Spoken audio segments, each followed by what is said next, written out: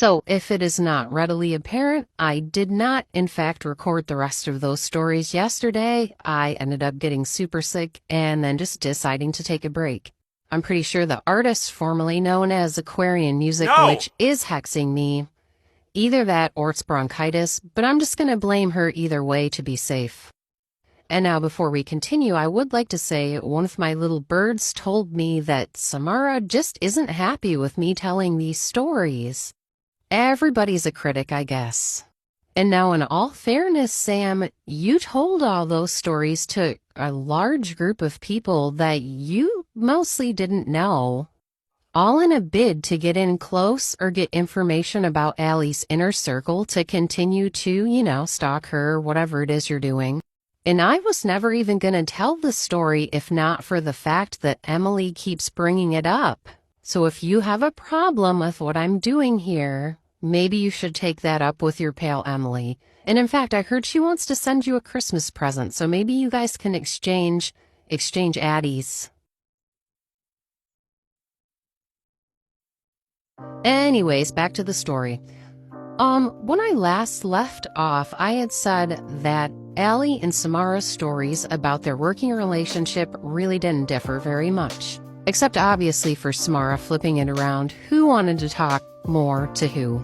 Another thing that really didn't differ other than the tone in which it was told was that Allie had suggested to her to look into autism resources. Not as, trying to diagnose her as autistic, which Samara never said that either, but Samara did seem pretty offended that Allie would suggest to her that she might be autistic. Then she did go on to talk about how she felt that Allie was trying to prescribe her shrooms.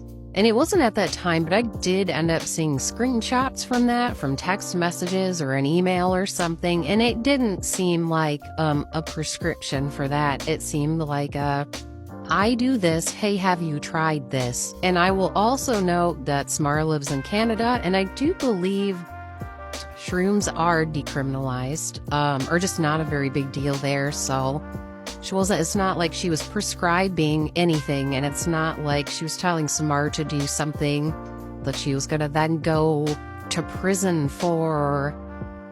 Now, Samara's story about the dissolution of their working relationship and Allie's story are almost exactly the same, with a few details added in and a few left out.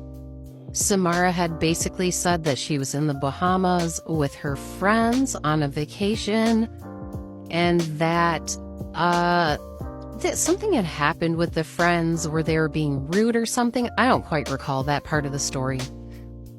And she had wanted to talk to Allie, or she was trying to schedule talking to Allie, and it seemed like there was some back and forth, and Allie had said, you are not respecting my time. And that really, really, really offended Samara. Like, apparently you don't tell her that. And of course, we all know that this is where their friendship, working relationship, everything dissolves, and we are caught back up into January, where this whole thing begins.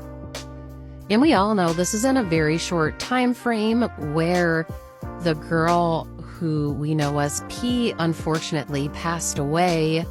Allie spoke about that, Roxy spoke about that, and then the same week that the friendship, business relationship, whatever with Samara Granovsky dissolved, then the friendship with Roxy dissolved.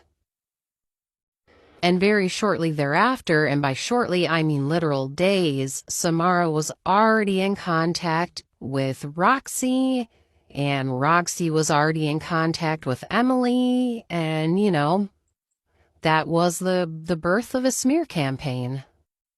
And so that's basically what I remember of importance from that first time that we all got on the voice chat, and she told the story for the first time to the first group of people.